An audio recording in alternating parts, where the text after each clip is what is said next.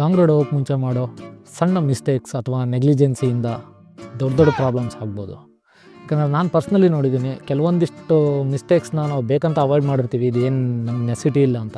So ಅದರಲ್ಲಿಂದ bike break down ಆಗೋದಾಗಿರ್ಬೋದು, ಇಲ್ಲ accidents ಆಗಿರ್ಬೋದು. So ಈ ಥರದ್ದನ್ನು ಸುಮಾರು ಜನ ಫೇಸ್ ಮಾಡಿದ್ದಾರೆ. ನಾನು ಹತ್ತಿರದಿಂದ ನೋಡಿದ್ದೀನಿ ಈ ಥರದ್ದು ಮಿಸ್ಟೇಕ್ ಮಾಡಿದವ್ರನ್ನ. ಸೊ ಇವತ್ತು ನಾನು ಹೇಳೋ ಟಿಪ್ಸ್ನ ನೀವು ಫಾಲೋ ಮಾಡಿದ್ದಾತಂದರೆ ಇವನ್ನೆಲ್ಲ ಅವಾಯ್ಡ್ ಮಾಡ್ಬೋದು.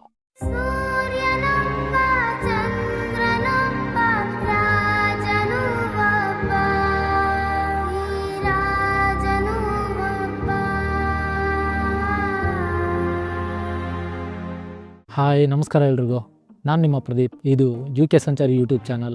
Bike rides, travel, real riding experience ಮತ್ತು ರೋಡ್ ಸೇಫ್ಟಿ ಟಿಪ್ಸ್ ಇದನ್ನು ನಾನು ಈ ಚಾನಲಲ್ಲಿ ಹಾಕ್ತಿರ್ತೀನಿ.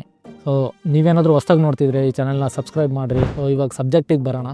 ಸೊ ನಾವು ಏನೇನು ಮಾಡಿದರೆ ನಮ್ಮ ರೈಡ್ ಸೇಫ್ ಆ್ಯಂಡ್ ಸ್ಮೂತಾಗಿ ಆಗುತ್ತೆ ಅನ್ನೋದನ್ನು ಪಾಯಿಂಟ್ ವೈಸ್ ನೋಡ್ಕೊತ ಹೋಗೋಣ. ಫಸ್ಟ್ ಒಂದು ಬಂದು tyre pressure and condition. Tyre condition ಹೆಂಗೈತಿ, ಇವಾಗ ಕೆಲವೊಂದಿಷ್ಟು ಬಟನ್ ಸೌದಿರ್ತಾವೆ ನಡೀತಾ ಅಂತಂದು ಹೋಗೋರು ಭಾಳ ಜನ ಇರ್ತಾರೆ. ಇಲ್ಲ ನಿಮ್ಮ ರೈಡಿಗೆ ಬಂದಿರ್ತಾರೆ ಕೆಲವೊಬ್ರು, ಟೈರೆಲ್ಲ ಫುಲ್ ಸೌದೋಗಿರುತ್ತೆ. ಆಮೇಲೆ ಅಲ್ಲಿ ಬಂದು ಒದ್ದಾಡೋರು ಜಾಸ್ತಿ ಜನ ಇರ್ತಾರೆ. ಏರ್ ಕಮ್ಮಿ ಇರುತ್ತೆ, ನೀವು ಒಟ್ಟು ಚೆಕ್ ಮಾಡಿಸಿರಲ್ಲ. ಟರ್ನಿಂಗ್ಸು ಅಥವಾ ಇಲ್ಲ ಇಬ್ಬರು ಹೋದ್ರಿ, ಇಲ್ಲ ಲಗೇಜ್ ಏನಾದರೂ ಹಾಕಿದರೆ ವಾಬಲ್ ಆಗೋದು ಇಲ್ಲ ಸ್ಕಿಡ್ ಆಗೋ ಚಾನ್ಸು ಜಾಸ್ತಿ ಇರುತ್ತೆ. ಸಿಂಪಲ್ ಇದನ್ನೆಲ್ಲ ನಾವು ನೆಗ್ಲೆಕ್ಟ್ ಮಾಡೇ ಮಾಡ್ತೀವಿ. ನಾನು 2-3 ಸಲ ಮಾಡಿದ್ದೆ ಮೊದಲು. So next point, brake fluids ಮತ್ತು ಇಂಜಿನ್ ಆಯಿಲ್. ಇದ್ರಾಗ ಏನಾಗುತ್ತೆ ಅಂದರೆ, ಇಂಜಿನ್ ಆಯಿಲ್ನ ನಾವು ಯೂಶ್ವಲಿ ಸರ್ವಿಸ್ ಮಾಡಿಸಿದ್ವಿ ಅಂತ ಅಂದರೆ ನಮಗೆ ಗೊತ್ತಿರುತ್ತೆ, ನಾವು ಹೋಗ್ಬೋದು ಲಾಂಗ್ ರೈಡ್ಸಿಗಂತ. ಈಗ ಕೆಲವೊಬ್ರು ಏನು ಮಾಡಿರ್ತಾರೆ, ಇಲ್ಲ ಹೋದ ತಿಂಗಳು ಸರ್ವಿಸ್ ಮಾಡ್ತೀನಿ, ಇಲ್ಲ 3 ತಿಂಗಳಿಂದ ಸರ್ವಿಸ್ ಮಾಡಿಸಿದ್ದೆ ನಡೆಯುತ್ತಾ ಅಂತಂದು ಹಾಗೆ ತೆಗೆದುಬಿಡ್ತೀರಿ ನೀವು. ಸೊ ಅವಾಗೇನಾಗುತ್ತೆ ಗೊತ್ತಾ, ನೀವು 3 ತಿಂಗಳದವರೆಗೂ ಇಲ್ಲ 1 ತಿಂಗಳದವರೆಗೂ ನೀವು ಬೈಕ್ ಓಡಿಸಿರ್ತೀರಲ್ಲ, ಅಟ್ಲೀಸ್ಟ್ ಸ್ವಲ್ಪ ಆದರೂ ಇಂಜಿನ್ ಆಯಿಲ್ ಕಮ್ಮಿ ಆಗಿರುತ್ತೆ. ಯಾಕಂದರೆ ಹೀಟಿಂದ ಆಗಿರ್ಬೋದು, ಇಲ್ಲಾಂದರೆ ನೀವು ಎರ್ರಬಿರಿ ಓಡಿಸಿರ್ತೀರಿ. ಸೊ ಅದರಿಂದಾಗಿ ಇಂಜಿನ್ ಆಯಿಲ್ ಲೆವೆಲ್ ಕಡಿಮೆ ಆಗಿರುತ್ತೆ. ಸೊ ಅದನ್ನು ಟಾಪಪ್ ಮಾಡ್ಕೊಳ್ರಿ. ನೀವು ಚೇಂಜ್ ಮಾಡಲೇಬೇಕಂತೇನಿಲ್ಲ. ಒಂದು 3,000 ಇಲ್ಲ 3,500 ಚೇಂಜ್ ಮಾಡಿಸಿದ್ರೆ ಓಕೆ. ಬಟ್ ನೀವು 1,000 ಓಡಿಸಿರ್ತೀರಿ ಅಂತ ಅಂದಾಗ ಟಾಪಪ್ ಮಾಡ್ಕೊಳ್ಳೋದು ಬೆಸ್ಟು. ಈಗ ಆಯಿಲ್ ಲೆವೆಲ್ ಕಮ್ಮಿ ಆಯ್ತು ಅಂದರೆ ಏನಾಗುತ್ತೆ ಗೊತ್ತಾ, ಕಂಪ್ಲೀಟ್ ಇಂಜಿನ್ಗೆ ಹೊಡ್ತಾ ಬೀಳುತ್ತೆ, ಓವರ್ ಹೀಟ್ ಆಗೋದು. ಇನ್ನೂ ಅದಕ್ಕಿಂತ ಕಮ್ಮಿ ಇತ್ತಂದರೆ ಇಂಜಿನ್ನೇ ಸೀಸ್ ಆಗಿಬಿಡುತ್ತೆ. ಸೊ ಇದು. ಆಮೇಲೆ ಬ್ರೇಕ್ ಫ್ಲೂಯಿಡ್ಸ್ದು ಏನು ಗೊತ್ತಾ, ಈ ಬ್ರೇಕ್ ಫ್ಲೂಯಿಡ್ದು ಆಲ್ಮೋಸ್ಟ್ ಎಲ್ಲರೂ ನೆಗ್ಲೆಕ್ಟ್ ಮಾಡಿಬಿಡ್ತಾರೆ. ಈಗ ನೀವು ಸರ್ವಿಸಿಗೆ ಹೋಗಿರ್ತೀರಿ, ಏನಂತಂದ್ರೆ ಆಯಿಲ್ ಚೇಂಜ್ ಅಂತೀರಿ, ಇಲ್ಲ ನೀವೇ ನೋಡ್ರಿ ಅಂತೀರಿ. ಕೆಲವು ಸಲ ಅವರು ಬ್ರೇಕ್ ಫ್ಲೂಯಿಡ್ನ ನೋಡಿರಲ್ಲ. ಬ್ರೇಕ್ ಫ್ಲೂಯಿಡ್ ಅಂದರೆ ಏನು ಗೊತ್ತಾ, ಮೇಲೆ ನಿಮ್ಮ ಫ್ರಂಟ್ ಬ್ರೇಕ್ ಹತ್ರ ಇಲ್ಲಿ ಒಂದು ರಿಸರ್ವರ್ ಇರುತ್ತೆ, ಅದ್ರೊಳಗೆ ಬ್ರೇಕ್ದು ಆಯಿಲ್ ಇರುತ್ತೆ. ಡಿಸ್ಕ್ ಇತ್ತಂದ್ರೆ ಮಾತ್ರ ಇದು ಆಯಿಲ್ನ ಕರೆಕ್ಟಾಗಿ ಇದೆಯಾ ಇಲ್ಲ ಅಂತ ಚೆಕ್ ಮಾಡಿರಿ. ಅದ್ರಾಗೂ ಕೊಟ್ಟಿರ್ತಾರೆ ಮಿನಿಮಮ್ ಎಷ್ಟಿರ್ಬೇಕು, ಮ್ಯಾಕ್ಸಿಮಮ್ ಎಷ್ಟಿರ್ಬೇಕು ಅಂತ. ಕರೆಕ್ಟಾಗಿ ಅತಿ ಜಾಸ್ತಿನೂ ಹಾಕ್ಸ್ಬೇಡ್ರಿ, ಅತಿ ಕಡಿಮೆನೂ ಹಾಕ್ಸ್ಬೇಡ್ರಿ. ಇಂಜಿನ್ ಆಯಿಲನ್ನು ಅಷ್ಟು ನೀವು ಅತಿ ಜಾಸ್ತಿನೂ ಹಾಕ್ಸ್ಬೇಡ್ರಿ, ಅತಿ ಕಡಿಮೆನೂ ಹಾಕ್ಸ್ಬೇಡ್ರಿ. ಜಾಸ್ತಿ ಹಾಕ್ಸಿದ್ರೆ ಏನಾಗುತ್ತೆ ಗೊತ್ತಾ, ಏರ್ ಫಿಲ್ಟರ್ದು ಚೇಂಬರ್ ಬರುತ್ತಲ್ಲ, ಅದ್ರೊಳಗೆ ಬಂದ್ಬಿಡುತ್ತೆ ಆಯಿಲ್. ಸೊ ಹಾಗಾಗಿ ಇಂಜಿನ್ ಆಯಿಲ್ ಎಷ್ಟೇ ಇರಬೇಕು ಲಿಮಿಟ್ದಾಗ ಅಷ್ಟೇ ಇಟ್ಕೊಂಡಿರಿ. ಆಮೇಲೆ ಕ್ಲಚ್ ಮತ್ತು ಆಕ್ಸಿಲರೇಟರ್ ವೈರ್ಸ್. ಇವಾಗ ನೀವು ರೆಗ್ಯುಲರಾಗಿ ಓಡಿಸ್ತಿರ್ತೀರಿ ಅಂದರೆ ತಲೆಗೆ ಬಂದಿರಲ್ಲ ಅದನ್ನ ಚೇಂಜ್ ಮಾಡಿಸ್ಬೇಕಂತ. ನೀವೇನು ಮಾಡಿರಿ ಗೊತ್ತಾ, ಒಂದು 10,000ಕ್ಕೆ ನೀವು ಚೆಕ್ ಮಾಡ್ಕೊತ ಇರಿ. ಯಾಕಂದ್ರೆ ನೀವು ಕಂಟಿನ್ಯೂ ಓಡಿಸಿ ಏನಾಗುತ್ತೆ ಅಂದರೆ, ಇವಾಗ ಕೆಲವೊಂದು ನೀವು ಗಾಡಿಗಳು ನೋಡಿರ್ತೀರಿ, ಅದ್ರೊಳಗೆ ತಳ್ಳೊಂದು ತಂತಿ ಥರದ್ದು ಬಂದಿರುತ್ತೆ. ಒಂದೊಂದೇ ಕಟ್ಟಾಕಂತ ಹೋಗುತ್ತೆ. ಅದು ನಿಮ್ಗೆ ಗೊತ್ತಾಗಲ್ಲ, ಯಾಕಂದ್ರೆ ಮೇಲೆ ಕ್ಯಾಪ್ ಇರುತ್ತೆ, ಡಸ್ಟ್ ಇದಾಗಬಾರ್ದು ಅಂತೇಳಿ. ಸೊ ಅದನ್ನ ಒಂದ್ಸಲ ತೆಗೆದು ನೋಡಿರಿ, ಅದೆಲ್ಲ ಕರೆಕ್ಟಾಗಿತ್ತಂದರೆ ಓಕೆ, ನೀವು ತೊಗೊಂಡೋಗ್ರಿ. ಅದನ್ನು ಚೆಕ್ ಮಾಡಿರಿ ನೀವು. ಈ ಕಡೆ ಬ್ರೇಕ್ದು, ಎಕ್ಸಿಲರೇಟರ್ದು ಕೆಲವೊಬ್ರು ಅದನ್ನ ಕ್ಯಾರಿ ಮಾಡ್ತಾರೆ. ನಾನು ಹೇಳ್ತೀನಿ ಅದನ್ನೆಲ್ಲ ಕ್ಯಾರಿ ಮಾಡೋಕ್ಕೆ ಹೋಗ್ಬೇಡ್ರಿ. ಹೋಗೋಕ್ಕೆ 1 ವಾರದ ಮುಂಚೆ ಸರ್ವಿಸ್ ಮಾಡಿಸಿದಾಗ ಅದನ್ನು ಚೇಂಜ್ ಮಾಡ್ಕೊಂಬಿಡ್ರಿ. ಇದರಿಂದ ಏನಾಗುತ್ತೆ, ನೀವು ತೊಗೊಂಡೋಗೋದು ಇದು ನೆಸಿಟಿ ಇರೋಲ್ಲ. ಇಲ್ಲ ಅಂದರೆ ಇದನ್ನೆಲ್ಲ ನೀವೇ ಹಾಕ್ಕೊಬೋದು. ಕೆಲವೊಂದಿಷ್ಟನ್ನ ನೀವೇ ಹಾಕ್ಕೊಂಡ್ರೆ ನೀವು ಬೈಕ್ ಇತ್ತು ದುಡ್ಡು ಸೇವ್ ಮಾಡ್ದಂಗೆ.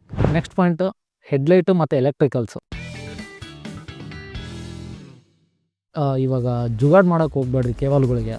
ನೀವು ನೀವು ಎಲೆಕ್ಟ್ರಿಷಿಯನ್ ಇಲ್ಲ, ನೀವು ಪರ್ಫೆಕ್ಟ್ ಅದಿರಿ ಅಂತ ಅಂದಾಗ ನೀವು ಬೇಕಾದ್ರೆ ಏನಾದರೂ ಮಾಡಿರಿ. ಯಾಕಂದ್ರೆ ನೆಕ್ಸ್ಟ್ ನಿಮಗೆ ಅದನ್ನ ಸಾಲ್ವ್ ಮಾಡೋ ಕೆಪಾಸಿಟಿ ನಿಮಗೆ ಇರಬೇಕು. ಹಂಗಿತ್ತಂದರೆ ಆ ಕೇಬಲ್ಗಳನ್ನ ಇದನ್ನು ನೀವು ಕಟ್ ಮಾಡೋದಾಯ್ತು, ಜುಗಾಡ್ ಮಾಡೋದಾಯ್ತು ನೀವು ಮಾಡ್ಬೋದು. ಇಲ್ಲ ಅಂದರೆ ಅವ್ನು ಮುಟ್ಟಕ್ಕೆ ಹೋಗ್ಬೇಡ್ರಿ. ಊರಾಗ ಯಾರಾದರೂ ಸ್ಪೆಷಲಿಸ್ಟ್ ಇದ್ರಂದರೆ ಅವ್ರ ಕಡೆ ತೊಗೊಂಡೋಗಿ ಬಿಡೋದು ಬೆಸ್ಟ್ ಆಪ್ಷನ್ನು. ಮತ್ತು ಎಲ್ಲ ಲೈಟ್ಸು ಪ್ರಾಪರಾಗಿ ವರ್ಕ್ ಅದಾವ ಅನ್ನೋದನ್ನು ನೋಡಿರಿ. ಹೆಡ್ಲೈಟ್ ವರ್ಕ್ ಆಯ್ತಾ, ಇಲ್ಲ ಫಾಗ್ ಲೈಟ್ಸ್ ಹಾಕಿದ್ರೆ ಫಾಗ್ ಲೈಟ್ಸು ವರ್ಕ್ ಅದಾವ. ಆಮೇಲೆ ಇಂಡಿಕೇಟರ್ಸ್ ಎಲ್ಲ 4 ವರ್ಕ್ ಇದಾವ ಅಂತ. ಈ ಕೆಲವೊಬ್ಬರು ನಾನು ನೋಡ್ದಂಗೆ ಇಂಡಿಕೇಟರ್ಸಿಗೆ ಬಲ್ಬ್ ಚೇಂಜ್ ಮಾಡಿರ್ತೀರಿ.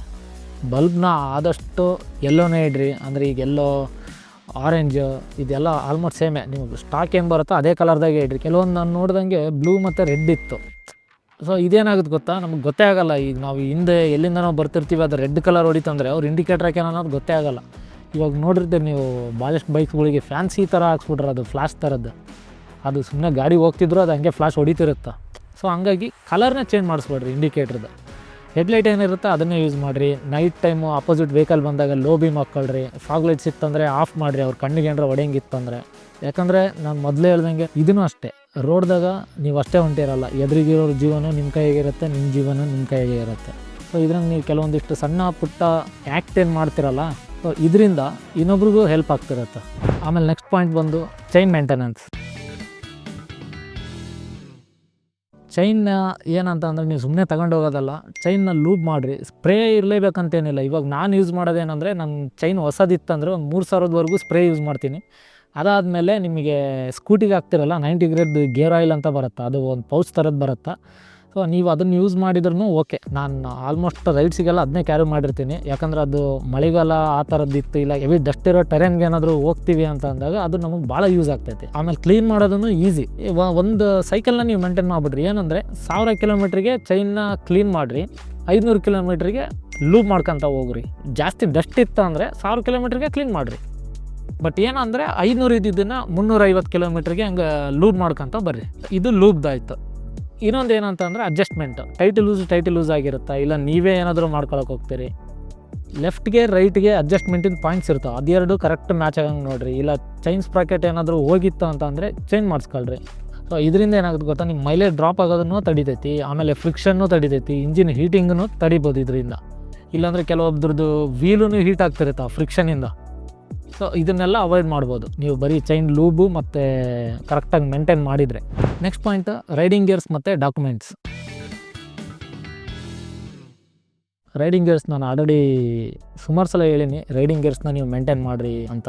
ರೈಡಿಂಗ್ ಗೇರ್ಸ್ದು ಏನು ಮೇಂಟೈನ್ ಮಾಡಬೇಕು, ಹೆಲ್ಮೆಟ್ನ ಇವಾಗ ನಿಮ್ಮದು ಲೈನರ್ ಏನಾದರೂ ರಿಮೂವಬಲ್ ಇತ್ತಂದರೆ ಅದನ್ನು ಕ್ಲೀನಾಗಿ ತೊಳ್ಕೊಂಡು ನೆಕ್ಸ್ಟ್ ನೀವು ರೈಡಿಗೆ ಹೋದರೆ, ಇಲ್ಲ ಇವಾಗ ಸ್ಪ್ರೇ ಬಂದ್ಬಿಟ್ಟು ನೀವು ಸ್ಪ್ರೇ ಹಾಕೊಂಡ್ರೂ ಓಕೆ. ಇಲ್ಲಾಂದ್ರೆ ಏನಾಗುತ್ತೆ ಗೊತ್ತಾ, ನೀವು ಯಾವಾಗೋ ಒಮ್ಮೆ ಯೂಸ್ ಮಾಡ್ತೀರಿ, ರೈಡಿಗೆ ಅಷ್ಟೇ ಒಂದು ಸಪ್ರೇಟ್ ಹೆಲ್ಮೆಟ್ ಇಟ್ಕೊಂಡಿರ್ತೀರಿ ಅಂತ ಅಂದರೆ ಅದು ಏನಾಗುತ್ತೆ ಅಂದರೆ ಫಂಗಸ್ ಬೆಳೆಯೋಕ್ಕೆ ಸ್ಟಾರ್ಟ್ ಆಗಿಬಿಡುತ್ತೆ. ಅದರಿಂದ ನಿಮ್ಮ ಸ್ಕಿನ್ ಅಲರ್ಜಿ ಆಗ್ಬೋದು. ಯಾಕಂದರೆ ನೀವು ರೈಡಿಗೆ ಹೋಗಿರ್ತೀರಿ, ಇಲ್ಲ ಅದ್ರೊಳಗೆ ಯಾವುದಾದ್ರೂ ಹುಳ ಆ ಥರದ್ದು ಯಾವುದೋ ಹೋಗಿರುತ್ತೆ. ನೀವು ಕ್ಲೀನ್ ಮಾಡಿಲ್ಲ ಅಂತಂದಾಗ ಹೇಳೋಕ್ಕಾಗಲ್ಲ, ಕಿವಿ ಒಳಗೆ ಹೋಗ್ಬೋದು, ಆ ಥರದ್ದು ಆಗ್ಬೋದು. ಇಲ್ಲ ಸ್ಕಿನ್ ಇರಿಟೇಷನ್ನು, ಸ್ಕಿನ್ ಅಲರ್ಜಿ, ಹೇಳೋಕ್ಕಾಗಲ್ಲ. ಹಂಗಿರುತ್ತೆ. ಹೆಲ್ಮೆಟ್ನೂ ಕ್ಲೀನ್ ಮಾಡ್ಕೊಳ್ರಿ. ರೈಡಿಂಗ್ ಶೂಸ್ ಇತ್ತಂದರೆ ಅದನ್ನು ಕ್ಲೀನ್ ಮಾಡಿ ಒಂದು ಕವರ್ದಾಗ ಹಾಕಿ ಕಟ್ಟಿಟ್ಟಿದ್ರೆ ಅದು ನಿಮ್ಗೆ ಅಡ್ವಾಂಟೇಜ್ ಆಗುತ್ತೆ. ನೀವು ನೆಕ್ಸ್ಟ್ ತೆಗೆದು ನೀವು ಜಸ್ಟ್ ಜಾರಿಸಿದ್ರೆ ಮುಗಿದೋಯ್ತು.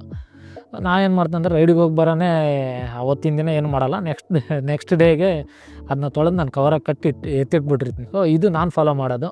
ಇದಿತ್ತಂದರೆ ನಿಮ್ಗೆ ರೈಡಿಂದ ಹಿಂದಿನ ದಿನ ಇಷ್ಟೆಲ್ಲ ಒದ್ದಾಡೋ ಅವಶ್ಯಕತೆ ಇರೋಲ್ಲ ನಿಮಗೆ. ಆಮೇಲೆ ನೆಕ್ಸ್ಟ್ ಬಂದು ಡಾಕ್ಯುಮೆಂಟ್ಸ್ ಒಳಗೆ ನೀವು ಏನೇನು ಕ್ಯಾರಿ ಮಾಡಬೇಕು, ನಿಮ್ಮದು DL, ವೆಹಿಕಲ್ RC, ಈ ಕಾರ್ಡ್ ಇದ್ದರೆ ಕಾರ್ಡು, ಇಲ್ಲಾಂದರೆ ಜೆರಾಕ್ಸನ್ನು ನಡೆಯುತ್ತೆ. ಇಲ್ಲ ನಾನು ಯೂಶಲಿ ತೋರಿಸಿದ್ದೆಲ್ಲ ಫೋನ್ದಾಗೆ. ಆಮೇಲೆ ಇನ್ಶೂರೆನ್ಸು ಮತ್ತು ಎಮಿಷನ್ ಇದೆಲ್ಲ ಇತ್ತಂದರೆ ನಿಮಗೆ ಯಾರಿಗೆ ಕೇಳಲ್ಲ. ಹಂಗೆ ನೋಡಿದರೆ ನಾನಿವಾಗ ಆಲ್ಮೋಸ್ಟ್ ಒಂದು 5-6 ವರ್ಷ ಆಯ್ತು ನಾನು ಲಾಂಗ್ ರೈಡ್ಸ್ನ ಸ್ಟಾರ್ಟ್ ಮಾಡಿ. ನನಗೆ ಬೇರೆ ಕಡೆ ಎಲ್ಲಿ ಹಿಡಿದಿಲ್ಲ, ಒಂದು ಸಲ ಚಾರ್ಮಾಡಿ ಒಳಗೆ ನಿಂದಿರಿಸಿ ಡಾಕ್ಯುಮೆಂಟ್ಸ್ ಕೇಳಿದ್ಬಿಟ್ರೆ ಆದಷ್ಟು ನಾನು ಗಂಗೋತೆಗೆ ಹಿಡಿದಿರೋದು ಗಾಡಿನ. ಇದಿಷ್ಟು ಎಮಿಷನ್ ಇತ್ತಂದರೆ ಎಲ್ಲ ಇತ್ತಂದರೆ ನೀವು ತಪ್ಸ್ಕೊಂಡು ಬರ್ಬೋದು. ಇಲ್ಲಾಂದರೆ ಅದು ಇವಾಗ ನೀವು ಎಮಿಷನ್ ಮಾಡ್ಸೋಕೆ ಹೋದರೆ 60-70 ರೂಪಾಯಿ ಅಷ್ಟೇ ಇರುತ್ತೆ. ಇಲ್ಲಿ ನಮ್ಮ ಗಂಗೋತಿ ಒಳಗೆ 150 ಏನೋ ತೊಗೊಳಕತ್ತಾರ. ಸೊ ನೀವೇನಾದರೂ ಎಮಿಷನ್ ಅಷ್ಟು ಕೊಟ್ಟು ಮಾಡಿಸಿದ್ರೆ, ಇವಾಗ ನಾನು ಮೊನ್ನೆ ಮಾಡಿಸಿದ್ದು 1 ವರ್ಷದವರೆಗೂ ಬರುತ್ತೆ. ಮೊದಲೆಲ್ಲ 6 ತಿಂಗಳಾಯಿತು. ಅದಕ್ಕೆ ಫೈನ್ ಏನಾಗ್ತಾರೆ ಅಂದರೆ 500 ರೂಪಾಯಿ ಹಾಕ್ಬಿಡ್ತಾರೆ. ಸೊ ಅದನ್ನು ಅವಾಯ್ಡ್ ಮಾಡ್ಬೇಕಂದ್ರೆ ನೀವು 100 ಅಂತ ಆ್ಯಾವ್ರೇಜ್ ಹಿಡಿದ್ರೂ ನಿಮ್ಗೆ 1 ವರ್ಷದವರೆಗೂ ಬರುತ್ತೆ. ನೀವು ಒರಿಜಿನಲ್ಲೇ ಕ್ಯಾರಿ ಮಾಡ್ಬೇಕಂತ ಏನಿಲ್ಲ. ಡಿಜಿಲಾಕರ್ದಾಗೂ ತೋರಿಸಿದ್ರೆ ಆಲ್ಮೋಸ್ಟ್ ಎಲ್ಲ ಕಡೆ ನಡೀತು. ನಾವು ಮಹಾರಾಷ್ಟ್ರಕ್ಕೆ ಹೋದಾಗೂ ಜಸ್ಟ್ ನಾನು ಜೆರಾಕ್ಸ್ ಪೇಪರ್ ತೋರಿಸಿದ್ದಷ್ಟೇ. ಇದಿಷ್ಟು ಡಾಕ್ಯುಮೆಂಟ್ಸ್. ನೆಕ್ಸ್ಟ್ ಪಾಯಿಂಟ್ ಬಂದು ಲಗೇಜಸ್ ಮತ್ತು ಎಸೆನ್ಷಿಯಲ್ಸ್. ಲಗೇಜ್ ಅಂದರೆ ಈಗ ಜಾಸ್ತಿ ನೀವು ಯಾಕಂದರೆ ಫೋಟೋ ಶೂಟಿಗೆ ಏನು ಕಂಪ್ಲೀಟಾಗಿ ಹೊಂಟಿಲ್ಲ ನೀವು. ಈ 3 ದಿನ 4 ದಿನ ಹೋಗ್ತಾರೆ ಅಂದರೆ 2 ಜೀನ್ಸ್ ಪ್ಯಾಂಟು ಬಿಟ್ಟರೆ 5 ಟಿ ಶರ್ಟ್ ಇಟ್ಕೊರಿ. ಟಿ ಶರ್ಟ್ನ ನಾನು ಪ್ರಿಫರ್ ಮಾಡೋದು ಯಾಕಂದರೆ ಎಸ್ಪೆಷಲಿ ನನ್ನ ಪರ್ಸ್ನಲ್ಲಾಗಿ ಮೈ ಉರಿಯಲ್ಲ. ಶರ್ಟ್ ಹಾಕಿರ್ತೀವಲ್ಲ ಈ ಕಡೆ ಇಲ್ಲೆಲ್ಲ ಉರಿ ಸ್ಟಾರ್ಟ್ ಆಗುತ್ತೆ ನೀವು ಮ್ಯಾಲೆ ಜಾಕೆಟ್ ಹಾಕ್ಕೊಂಡ್ರಿ ಅಂತ ಅಂದಾಗ. ಅಂದರೆ ಹಿಂಗೆ ಅದಕ್ಕೇನಂತೀರಿ ನೀವು, ಅದು ಹಿಂಗೆ ತಿಕ್ಕಿ ಇರಿಟೇಟ್ ಆಗುತ್ತೆ. ನನ್ನ ಟಿ ಶರ್ಟ್ ಅಂದರೆ ಫುಲ್ ಸಾಫ್ಟ್ ಇರುತ್ತಲ್ಲ, ಅದು ನಿಮಗೆ ಪ್ರಾಬ್ಲಮ್ ಆಗೋಲ್ಲ. ಟಿ ಶರ್ಟ್ಸ್ನ ನೀವು ಎಷ್ಟಾದರೂ ಕ್ಯಾರಿ ಮಾಡ್ಬೋದು. ಟಿ ಶರ್ಟ್ ನೀವು 5 ಕ್ಯಾರಿ ಮಾಡಿದರೆ ಒಂದು ಇಷ್ಟ ಆಗುತ್ತದೆ ಅಷ್ಟೇ. ನೀವು ಚೆನ್ನಾಗಿ ರೋಲ್ ಮಾಡಿಟ್ರೆ ಒಂದು 5ರಿಂದ 6 ಟಿ ಶರ್ಟ್ಸ್ನ ನೀವು ಸಣ್ಣದ ಬ್ಯಾಕ್ ಪ್ಯಾಕಲ್ಲೇ ನೀವು ಕ್ಯಾರಿ ಮಾಡ್ಬೋದು. ಇದು ಡ್ರೆಸ್ಸಿಂದ ಆಯಿತು. ಆಮೇಲೆ ಎಸೆನ್ಷಿಯಲ್ಸ್ ಅಂದಾಗ ನಾನೇನು ಕ್ಯಾರಿ ಮಾಡ್ತೀನಿ ಅಂದರೆ ಒಂದು ಪವರ್ ಬ್ಯಾಂಕ್ ಕ್ಯಾರಿ ಮಾಡ್ತೀನಿ, ಮತ್ತು ಒಂದು ಎಕ್ಸ್ಟೆನ್ಷನ್ ಬಾಕ್ಸ್ ಅಂತ ಕರಿತೀರಿ, ಇಲ್ಲ ಅದಕ್ಕೇನು ಪ್ಲಸ್ ಬಾಕ್ಸ್ ಅಂತಿರಲ್ಲ, ಅದನ್ನು ಕ್ಯಾರಿ ಮಾಡ್ತೀನಿ. ಅದೇನಂದರೆ ಇಲ್ಲೇ ರಿಲಯನ್ಸ್ ಇಲ್ಲಾಂದರೆ ವಿಶಾಲ್ ಮಾರ್ಟಿಗೆ ನೀವು ಹೋದರೆ ಒಂದು 100 ರೂಪಾಯಿಗೆಲ್ಲ ಸಿಕ್ಬಿಡುತ್ತೆ ನಿಮಗೆ. ಅದು ಕಾಂಪ್ಯಾಕ್ಟ್ ಇರುತ್ತೆ. ಅದಕ್ಕೆ ನೀವು ಆಲ್ಮೋಸ್ಟ್ ಅಂದರೆ ಒಂದು 5 ಚಾರ್ಜರ್ನ ಎಟ್ ಎ ಟೈಮ್ ನೀವು ಚಾರ್ಜ್ ಮಾಡ್ಬೋದು. ಪಂಚರ್ ಕಿಟ್ ಕ್ಯಾರಿ ಮಾಡ್ತೀನಿ, ಮತ್ತು ಒಂದು ಚಿಕ್ಕದು ಟೂಲ್ ಬಾಕ್ಸ್ನ ಕ್ಯಾರಿ ಮಾಡ್ತೀನಿ. ಸೊ ಇದ್ರಾಗ ನಿಮ್ಗೆ ಯಾವ್ದು ಅವಶ್ಯಕ ಐತೋ ಅವನ್ನೆಲ್ಲ ಕ್ಯಾರಿ ಮಾಡಿರಿ. ಎಲ್ಲ ಕ್ಯಾರಿ ಮಾಡಿದ್ರೂ ಓಕೆ. ಸುಮ್ಮನೆ ನೀವು ಒಂದು 10 ಜೊತೆ ಬಟ್ಟೆ ಇಟ್ಕೊಂಡು ಹೋದೆ, ನಿಂದ್ರದಲ್ಲೆಲ್ಲ ಫೋಟೋಕ್ಕೆ ಒಂದೊಂದು ಟಿ ಶರ್ಟ್ ಹಾಕ್ಕೊಂಡೆ, ಒಂದೊಂದು ಶರ್ಟ್ ಹಾಕ್ಕೊಂಡೆ, ಅದೇ ಲಗೇಜೇ ನೀವು ಹೆವಿ ಮಾಡ್ಕೊಂಡು, ಇದೆಲ್ಲ ಏನಂದರೆ ನೀವು ಹೋಗ್ತಿರೋದು ಬೈಕ್ ಒಳಗೆ. ಕಾರಲ್ಲಿ ಅಂದರೆ ನೀವು ಮೇಲೆ ಇಡ್ಬೋದು. ಬೈಕಲ್ಲಿ ನೀವು ಪಿಲಿಯನ್ ಇದ್ರಿ ಅಥವಾ ಹಿಂದೆ ನೀವು ಲಗೇಜ್ ಹಾಕ್ತೀರಿ ಅಂತ ಅಂದಾಗ ಒಬ್ಬರೇ ಇದ್ದಾಗ ಬರೋ ಬ್ಯಾಲೆನ್ಸು, ಕಾನ್ಫಿಡೆನ್ಸು ಇಬ್ಬರಿದ್ದಾಗ ಅಥವಾ ಲಗೇಜ್ ಇದ್ದಾಗ ಬರೋಲ್ಲ. ನೀವೇನು ಮಾಡ್ತೀರಿ ಅಂದರೆ ಆ ರೈಡ್ದು ಫನ್ನೇ ಮಿಸ್ ಮಾಡ್ಕೊಂಡ್ಬಿಡ್ತೀರಿ ನೀವು ಲಗೇಜ್ ಬಗ್ಗೆ ಯೋಚನೆ ಮಾಡ್ಕೊತ. ಸೊ ಇದಿಷ್ಟು ಲಗೇಜ್ ಮತ್ತು ಎಸೆನ್ಷಿಯಲ್ಸ್ ಬಗ್ಗೆ. ಸೊ ಇವಾಗ ಲಾಸ್ಟ್ ಪಾಯಿಂಟ್ ಇದೇನಂದರೆ ರೈಡ್ರ್ ಕಂಡೀಷನ್ ಅಂತ. ಇವಾಗ ನಾನು ನೋಡ್ತಿದ್ರೆ ನನ್ನ ಕಂಡೀಷನ್, ನನ್ನ ಹೆಲ್ತ್ ಹೆಂಗಿದೆ ಇದನ್ನೆಲ್ಲ ನೋಡ್ಕೊಳ್ಳೋದು. ಈಗ ಕೆಲವೊಂದು ಸಲ ನೈಟ್ ಶಿಫ್ಟ್ ಮಾಡಿ ಬೆಳಗ್ಗೆ ಬಿಡೋರು ಇರ್ತಾರೆ, ಇಲ್ಲ ಕೆಲವೊಬ್ರು ಏನಂತ ಅಂದರೆ ಇವಾಗ ನಾವು ಸ್ಟಾರ್ಟಿಂಗ್ ರೈಡ್ ಮಾಡಬೇಕಾದ್ರೆ ನಾವು ನೆಕ್ಸ್ಟ್ ಡೇ ನಾವು ರೈಡಿಗೆ ಹೋಗ್ತೀವಿ ಅಂದರೆ ಹಿಂದಿನ ದಿನ ಜಲ್ದಿ ನಿದ್ದೆನೇ ಬರ್ತಿದ್ದಿಲ್ಲ ನಮಗೆ. ಏನಂದ್ರೆ ಆ ಎಕ್ಸೈಟ್ಮೆಂಟೂ ಹಾಗೆ ಇರ್ತೈತಿ. ಬಟ್ ಕೆಲವು ಸಲ ಏನಾಗಿರ್ತಿತ್ತು ಅಂತ ಅಂದರೆ ಈ ಹುಷಾರಿಲ್ಲ, ಎಲ್ಲ ಗ್ರೂಪ್ ಪ್ಲ್ಯಾನ್ ಮಾಡಿಬಿಟ್ಟಾರ, ಇಲ್ಲ ನಾನೇ ಪ್ಲ್ಯಾನ್ ಮಾಡಿ ಎಲ್ಲರಿಗೂ ಹೇಳ್ಬಿಟ್ಟಿನಿ, ಎಲ್ಲರೂ ರಜೆ ಹಾಕ್ಕೊಂಬಿಟ್ಟಾರ. ಈಗ ನನಗೆ ಆರಾಮಿಲ್ಲ ಅಂದ್ರೂ ಹೆಂಗೋ ಒಂದು ಮ್ಯಾನೇಜ್ ಮಾಡಿ ಹೋಗ್ತೀನಿ ಹಂಗಿತ್ತಂದರೆ ದಯವಿಟ್ಟು ಆ ಥರದ್ದು ಪ್ಲ್ಯಾನ್ ಮಾಡಬೇಡ್ರಿ, ಪೋಸ್ಟ್ಪೋನ್ ಮಾಡಿರಿ. ಯಾಕಂದ್ರೆ 1-2 ಆಗೋದನ್ನು ನೀವು ತಪ್ಪಿಸ್ಬೋದು. ನೀವು ಚಲೋ ಇದ್ದರೆ 10 ರೈಡ್ಸಿಗೆ ಹೋಗ್ಬೋದು. ನಾವು ಮೊದಲಿಂದ ಹೇಳ್ಕೊಂಡು ಬಂದಿರೋದು ಇದನ್ನೇ. ಸೇಫ್ಟಿ ಅನ್ನೋದು ನಿಮ್ಮ ಕೈಯಾಗಿರುತ್ತೆ. ಫಸ್ಟ್ ನಿಮ್ಮ ಕಂಡೀಷನ್ ಚಲೋ ಇಲ್ಲ, ಆರಾಮಾಗೋವರೆಗೂ ವೇಟ್ ಮಾಡಿರಿ. ಆರಾಮಾದಮೇಲೆ ಇನ್ನೊಂದಿಷ್ಟು ದಿನ ರಜೆ ತೊಗೊಂಡು ಹೋಗಿ ಬರ್ರಿ. ನಿಮ್ಗೆ ರಜೆ ಸಿಗೋಲ್ದಾ ಮತ್ತು ನೆಕ್ಸ್ಟ್ ಪ್ಲ್ಯಾನ್ ಮಾಡಿರಿ, ಮತ್ತು ಮುಂದಿನ ತಿಂಗಳು ಹಂಗೆ ಪ್ಲ್ಯಾನ್ ಮಾಡಿರಿ. ಇಲ್ಲ ನೀವು ಈಗ ಲೈಟಾಗಿದ್ದೇ ನೀವು ರೈಡ್ಗೆ ಹೋಗಿ ಪ್ಲ್ಯಾನ್ ಮಾಡಿರಿ ಅಂದರೆ ಬೆಟರ್ ಕೆಲಸಕ್ಕೆ ಹೋಗ್ರಿ.